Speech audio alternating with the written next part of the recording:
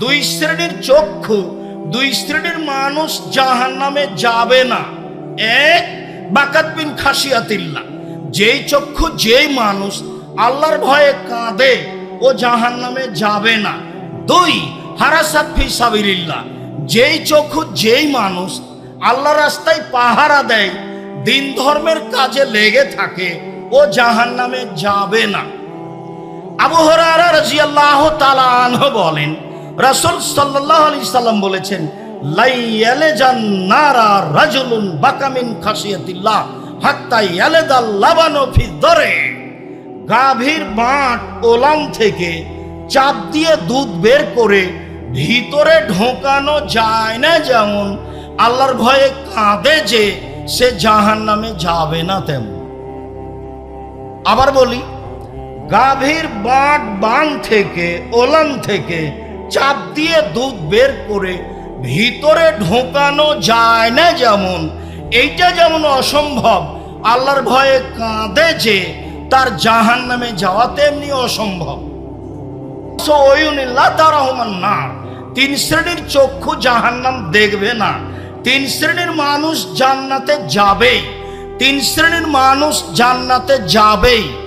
এক, বাকাত বিন খাসিয়াতিল্লাহ, ওই চক্ষু ওই মানুষ যে আল্লাহর ভয়ে কাঁদে। দুই, হারাসাত ফি সাবিলিল্লাহ, ওই চক্ষু ওই মানুষ যে আল্লাহ রাস্তায় পাহারা দেয়।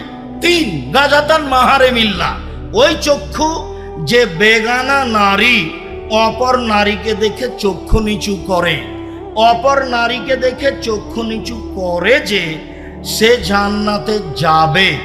এই কথা মুহাম্মদ সাল্লাল্লাহু আলাইহি সাল্লাম বলেন। তিনি বলেন, পৃথিবীর মানুষ শুনে রেখো। জাবের রাদিয়াল্লাহু তাআলা আনহু বলেন, আল্লাহর নবীকে তিনি বললেন, আল্লাহ রাসূল, কোন মহিলার ওপরে যদি হঠাৎ চোখ পড়ে যায় তাহলে কি করব? আল্লাহর নবী, কোন মহিলার ওপরে যদি হঠাৎ চক্ষু পড়ে যায় তাহলে কি করব? তখন আল্লাহ রাসূল ফামারানি, আমাকে আদেশ করলেন, আন আসরিফা বাসারি, আমি আমার মুখটা ফিরিয়ে নিব, মুখটা ঘুরিয়ে নিব।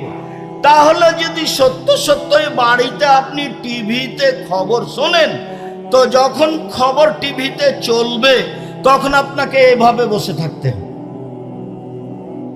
আপনি একটা রং মাখানো মহিলার মুখের উপরে তাকিয়ে খবর শুনবেন, তখনও আপনার ঈমান কাজ করে। ধর্ম কি পাগল হয়ে গেছে?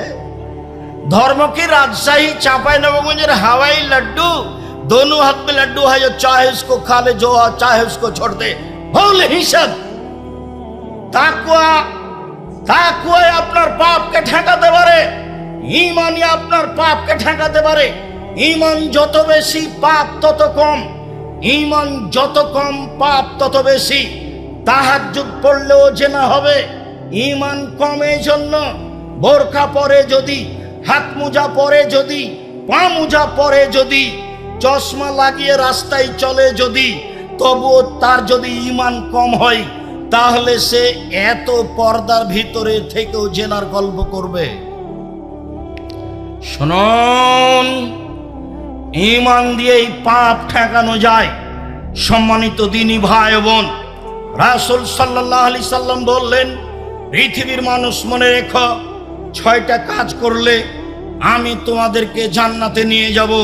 কিভাবে নিয়ে যাব সেটা আমার ব্যাপার। 6টার একটা হলো এই, তুমি যদি চক্ষু নিচু করতে পারো তাহলে আমি তোমাকে জান্নাতে নিয়ে যাওয়ার জন্য জিম্মেদারি নিলাম। 3 শ্রেণীর মানুষ জান্নাতে যাবে।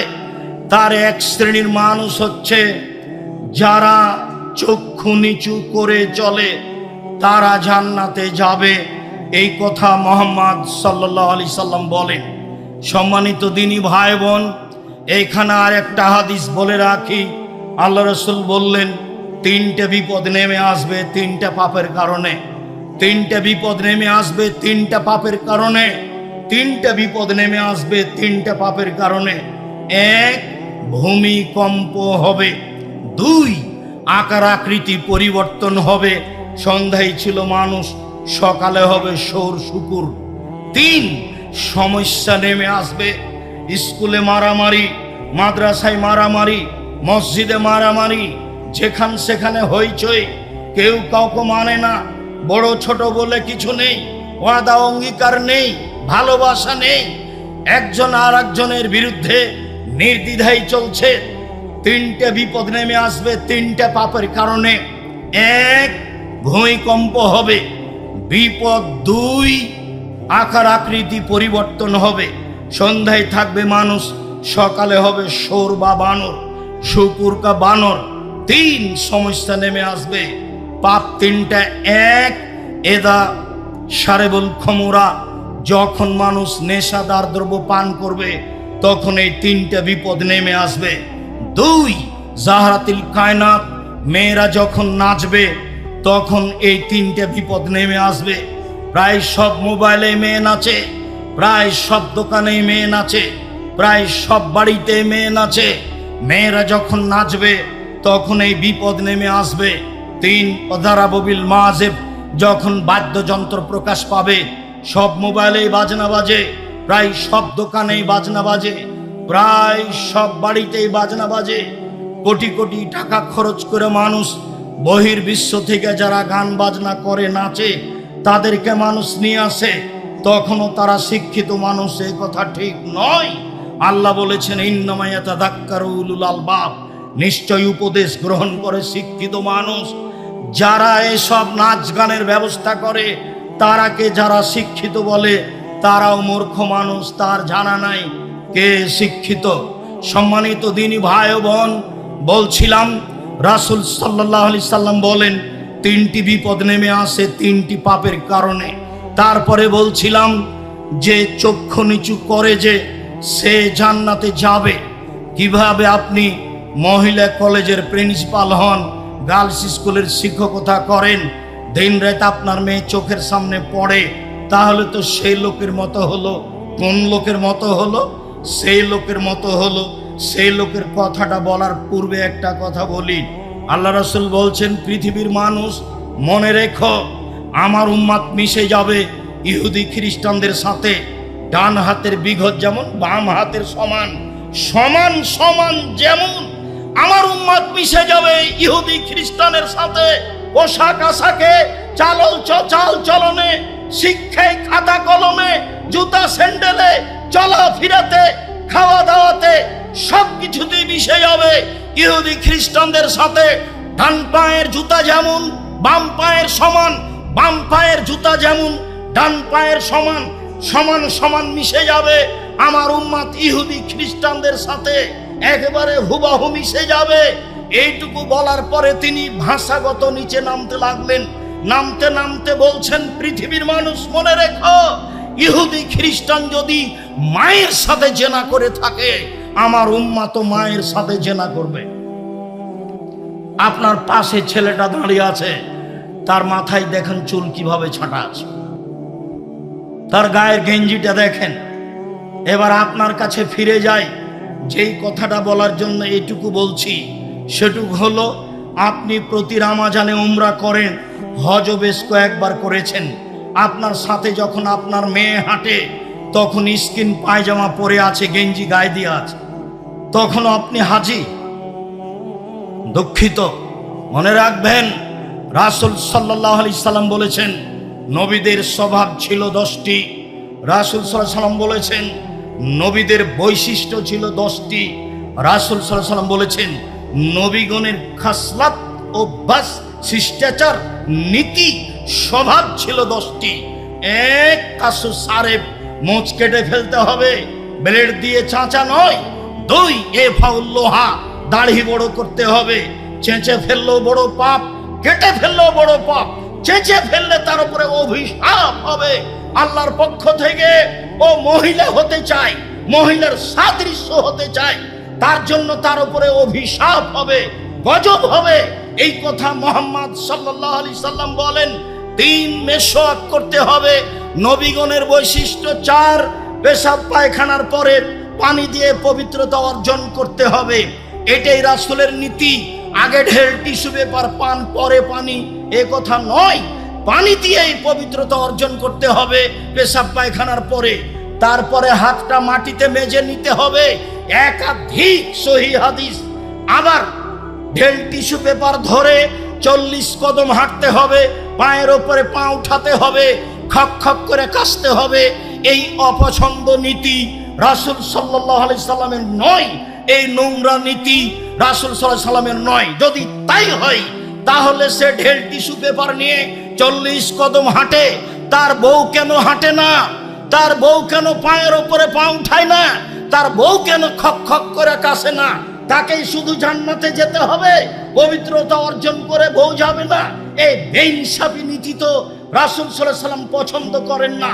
শুনুন, তারপরে তিনি বলেন কাসুল আজফার, নখ কেটে ফেলতে হবে। নবীগণ নখ কেটে দিতেন, হাতে পায়ের নখ কাটতে হবে। আপনার মেয়ের নখ বড় আছে, মনে রাখা ভালো হবে, ইহুদি খ্রিস্টানদের পতিতালয়ের মেয়েদের বৈশিষ্ট্য হচ্ছে নখে নেইল পালিশ দেওয়া, নখ বড় রাখা। ইহুদি খ্রিস্টানদের পতিতালয়ের মেয়েদের বৈশিষ্ট্য হচ্ছে নখ বড় রাখা, নখে নেইল পালিশ দেওয়া। ইহুদি খ্রিস্টানদের পতিতালয়ের মেয়েদের স্বভাব হলো নখ বড় রাখা, নখে নেইল পালিশ দেওয়া। এই নীতি ইহুদি খ্রিস্টানদের পক্ষ থেকে এসেছে।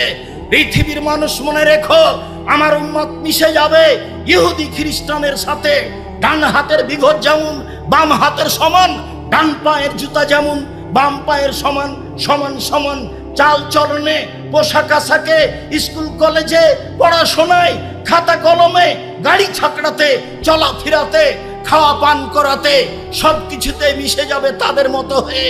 বাম হাতে নির্দ্বিধায় পাক পানি খাচ্ছে, বাপ দেখছে মা খাচ্ছে, মা দেখছে বাপ খাচ্ছে, মেয়ে খাচ্ছে। ও নাকি শিক্ষিত, কি করে শিক্ষিত হতে পারে? বাম হাতে শয়তান খায়, এ কথা মুহাম্মদ সাল্লাল্লাহু আলাইহি সাল্লাম বলেন। আয়েশা রাদিয়াল্লাহু তাআলা আনহা বলেন, আল্লাহর নবীর বাম হাত ছিল পেশাব পায়খানার জন্য, অলিল কাদার, খারাপ কিছুর জন্য। ডান হাত ছিল খাওয়ার জন্য, পবিত্রতার জন্য। এরা শিক্ষিত মানুষ ইহুদি খ্রিস্টানদের সাথে নিয়ম নীতিতে, নোংরা নীতিতে মিলে যাওয়ার পরেও তাদের মতো হয় কি করে? রাসূল সাল্লাল্লাহু আলাইহি সাল্লাম বললেন, নাক ফুলে বেতে বগলের লুম উঠিয়ে ফেলতে হবে। পুরুষ নারী একই হুকুম, ব্লেড নয়, হালাকোলানাতে নিচের লুম পরিষ্কার করতে হবে। ঊর্ধ্বে টাইম 40 দিন। পুরুষ নারী একই হুকুম, যেভাবে সহজ, যেভাবে সম্ভব। নবীগণের বৈশিষ্ট্য এটাই।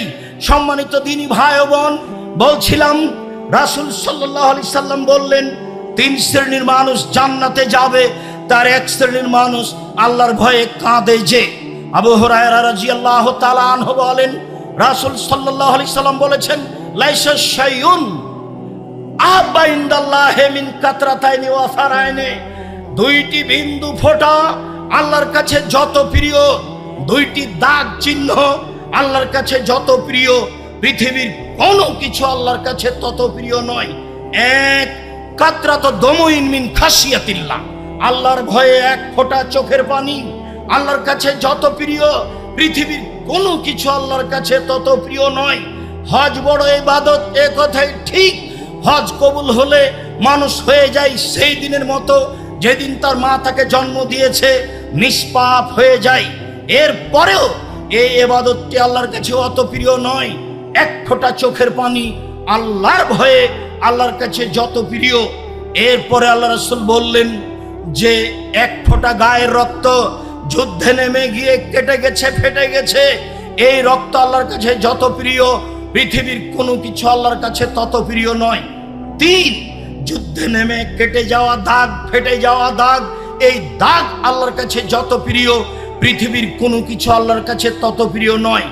4, আসারুন ফারিজিন মিন ফারাইজিল্লাহ, আল্লাহর বিধান পালন করতে, সালাত আদায় করতে, ইবাদত তাসবিহ তাহলিল করতে, কপালের দাগ, হাঁটুর দাগ, টাকনোর দাগ, এই দাগ আল্লাহর কাছে যত প্রিয়, পৃথিবীর কোনো কিছু আল্লাহর কাছে তত প্রিয় নয়।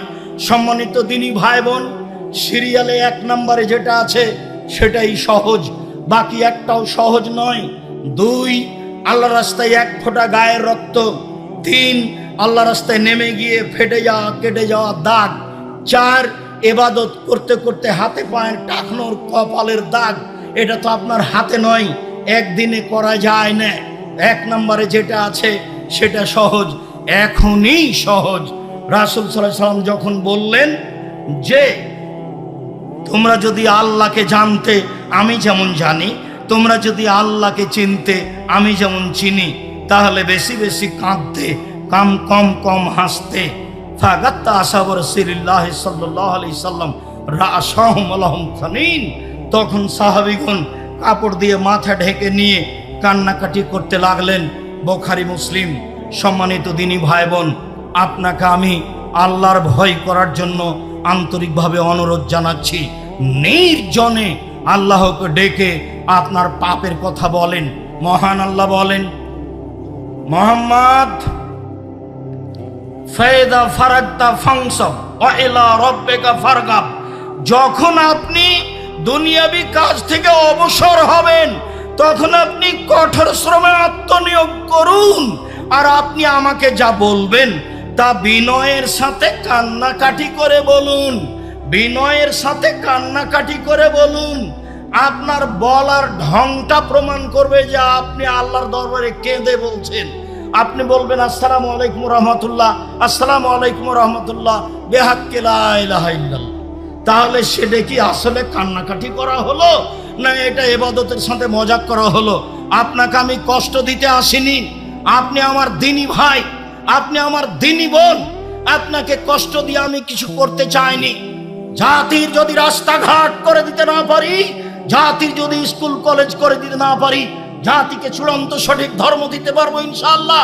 ধর্মের ব্যাপারে জাতিকে ফাঁকি দিয়ে পরকাল হারাতে রাজি নই। অতএব এটা ইবাদত নয়।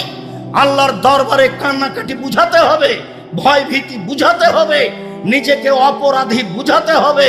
তাহলে আপনি অপরাধী এবং পাপকে স্বীকার করেছেন, আল্লাহ তখন মাফ করে দিবেন। ইউনূস আলাইহিস সালাম ভুল করেছিলেন, চলে যাচ্ছিলেন, লটারিতে নাম আসায় তাকে সাগরে ফেলে দেওয়া হলো। তখন তিনি বললেন, লা ইলাহা ইল্লা আনতা সুবহানাকা ইন্নী কুনতু মিনাজ জালিমিন। আল্লাহ ছাড়া কোনো মাবুদ নেই, আল্লাহর পবিত্রতা বর্ণনা করছি। তুমি ছাড়া কোনো মাবুদ নেই, তোমার পবিত্রতা বর্ণনা করছি। ইউনূস আলাইহিস সালাম ক্ষমা চাননি, পাপের স্বীকৃতি দিয়েছেন মাত্র। ইউনূস আলাইহিস সালাম বলেননি আমাকে ক্ষমা করো। যেমন ভাবে আদম আলাইহিস সালাম বলেছিলেন, রব্বানা যালামনা আনফুসানা ওয়া ইল্লাম তাগফির লানা ওয়া তারহামনা লানাকুনান্না মিনাল খাসিরিন। হে আমাদের প্রতিপালক, তুমি যদি দয়া না করো, তুমি আমাদের ক্ষমা করো। তুমি যদি দয়া না করো, তুমি যদি ক্ষমা না করো, তাহলে আমরা অপরাধীদের অন্তর্ভুক্ত হব। তুমি আমাদের ক্ষমা করো। তুমি যদি দয়া না করো, তুমি যদি ক্ষমা না করো, তাহলে আমরা অপরাধীদের অন্তর্ভুক্ত হব। মূসা আলাইহিস সালাম এক থাপ্পড় দিয়ে লোকটাকে মেরে দিয়ে বললেন, রব্বি ইন্নী যালামতু নাফসি ফাগফিরলি। হে আমার প্রতিপালক, আমি অপরাধী, আমাকে ক্ষমা করে দাও। তিনি ক্ষমার কথা বললেন। ইউনূস আলাইহিস সালাম ক্ষমার কথা বলেননি, বলেছেন লা ইলাহা ইল্লা আনতা সুবহানাকা ইন্নী কুনতু মিনাজ জালিমিন। আমি অপরাধীদের একজন, আমি অপরাধী। তিনি নিজেকে পাপী বলে স্বীকৃতি দিয়েছেন। যখন আপনি পাপী বলে আল্লাহর দরবারে নিজেকে স্বীকৃতি দিবেন এবং প্রকাশ করবেন, প্রমাণ করবেন আমি পাপী, আমি বড় অপরাধী, আমি বড় গুনাহগার, তুমি বড় দয়াবান, তুমি বড় ক্ষমাবান, হতভাবাকে ক্ষমা করে দাও। তুমি আমার প্রতি একটু দয়া করো, তুমি আমাকে ক্ষমা করো। তোমাকে ভালোভাবে চিনি, তোমাকে ভালোভাবে চিনি। তুমি গাফফার, তুমি আজিজ, পরাক্রমশালী, সব কিছু করতে পারো, আমার পাপ ক্ষমা করে দিতে পারো। আমি আমার পাপের স্বীকৃতি দিয়ে গভীর রাতে তোমার দরবারে ক্ষমা চাচ্ছি। উমামা বাহিলি রাদিয়াল্লাহু তাআলা আনহু বলেন, রাসূল সাল্লাল্লাহু আলাইহি ওয়াসাল্লাম বলেছেন, আলাইকুম বিকিয়ামিল লাইল। পৃথিবীর মানুষ, তোমরা রাতে আল্লাহকে ডাকতে শিখো, রাতে ইবাদত করতে শিখো, রাতে সালাত আদায় করো। ফাইনাহু দাউস সালেহিনা কাবলাকুম। রাতে আল্লাহকে ডাকা, সালাত আদায় করা তোমাদের পূর্বের নবী, রাসূল, সিদ্দিক, শুহাদা, অতীতের পরহেজগার মানুষের কাজ ছিল। রাতে আল্লাহকে ডাকা অতীতের পরহেজগার মানুষের কাজ ছিল। রাতে আল্লাহকে ডাকা, এক রাতে আল্লাহকে ডাকলে আল্লাহকে কাছে পাওয়া যায়।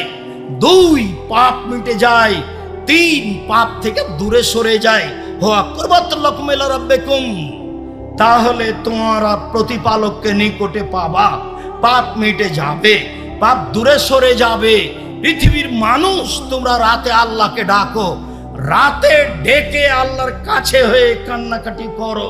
আবু হুরায়রা রাদিয়াল্লাহু তাআলা আনহু বলেন, রাসূল সাল্লাল্লাহু আলাইহি ওয়াসাল্লাম বলেছেন, লাইসা শাইউন আকরামা ইনদাল্লাহি মিনাদ দুআয়ে, আল্লাহর কাছে চাওয়া কাজটি আল্লাহর কাছে যত প্রিয়, পৃথিবীর কোনো কিছু আল্লাহর কাছে তত প্রিয় নয়। এক, আল্লাহর ভয়ে কান্নাকাটি, এক ফোঁটা চোখের পানি আল্লাহর কাছে যত প্রিয়, পৃথিবীর কোনো কিছু আল্লাহর কাছে তত প্রিয় নয়। চাওয়া, বলা যে আমি পাপী, আমার একটু জমির ব্যবস্থা করো, এই কাজটা তার কাছে যত প্রিয়, পৃথিবীর কোনো কাজ আল্লাহর কাছে তত প্রিয় নয়। বরং মানলাম ইয়াসারিল্লাহ একদম আলাইহে, যে আল্লাহর কাছে চায় না তার উপর আল্লাহ অসন্তুষ্ট হন, যে আল্লাহর কাছে চায় না তার উপর আল্লাহ অসন্তুষ্ট হন। আল্লাহর গতিবিধি আর মানুষের স্বভাব দুটাই এক নয়। আল্লাহর গতিবিধি আর মানুষের স্বভাব দুটাই এক নয়। মানুষ, ধনী মানুষ প্রতিবেশী গিয়ে বললেন, আমার ছেলের হাত ভেঙে গেছে, দয়া করে 10,000 টাকা দেন কর্জ, আমি ছেলেকে মেডিকেলে নিয়ে যাব, আপনি তো সবাকে দেন। তো বলবে কি করি, এখন তো টাকা পয়সা হাতে নেই। আচ্ছা ঠিক আছে, অন্তত 5,000 7,000 নিয়ে যাও। পরের দিন আবার গেছেন, যে আমার ভাগনার হাত ভেঙে গেছে, একটু 10,000 টাকা দেন। তো বলছে, তোর জন্য টাকা বানায় নাকি রে? এটা হলো মানুষের স্বভাব গতি। আর এরকম কথা আল্লাহকে যত বলবেন তত খুশি, যত বেশি বলবেন তত খুশি। এটা তার গতি, এটা তার নীতি, এটাই তার গতি, এটাই তার নীতি। ওর কাছে চাইলে তিনি খুশি। তাই তো রাসূল সাল্লাল্লাহু আলাইহি ওয়াসাল্লাম বলেন যে সবচেয়ে আল্লাহর কাছে পছন্দনীয় মান শাররাহু ইয়াস্তিজিবা দুআ ফি সাদায়ের, কেউ যদি চায় বিপদে পড়লেই যেন আল্লাহ আমার কথা মেনে নেয়, বিপদে পড়লেই যেন আল্লাহ আমার কথা মেনে নেয়, বিপদে পড়লেই যেন আল্লাহ আমার কথা মেনে নেয়, যা বলবো সেটা মানবে, যা বলবো সেটা মানবে। তাহলে উচিত হবে আইয়ুকসিরা দুআ ফির রাখায়ে, যখন ভালো অবস্থায় আছে তখন বেশি বেশি দোয়া করতে হবে, যখন বিপদে পড়েনি তখন বেশি বেশি দোয়া করতে হবে। তাহলে বিপদে পড়ে বললেই তাড়াতাড়ি কবুল হয়ে যাবে। সম্মানিত দিনী ভাই বোন, আমার মনে হচ্ছিল অনেকক্ষণ আগেই সময় শেষ হয়ে গেছে, আমি পরিস্থিতি আঁচ করিনি, তারপরে বেশ কিছুক্ষণ বলে ফেললাম। আপনাকে আমি খুব ভালোবাসি, অনেক দূর থেকে এসেছি, যার কারণে মনে হয় পরিস্থিতিকে উপেক্ষা করে কিছু বলা হলো, মনে কিছু নিয়েন না। আমার মনে বড় সাধ, এই দেশের মাটিতে আমি উন্নত মানের প্রতিষ্ঠান গড়বই ইনশাআল্লাহ, যেখানে ছেলে মেয়ে বাংলা, ইংরেজি, আরবি উন্নত মানের শিক্ষা অর্জন করে জাতির অন্যায়ের বিরুদ্ধে লড়বে, মুখে কলমে মিডিয়ায় লড়বে। সেই পণ নিয়ে, সেই ত্যাগ তিতিক্ষা নিয়ে বাংলার মাটিতে জীবন বাজি রেখে লড়ে যাচ্ছি। সম্মানিত দিনী ভাই বোন, সেটাই হচ্ছে জামিয়া সালাফিয়া, দেশের সর্ববৃহৎ প্রতিষ্ঠান।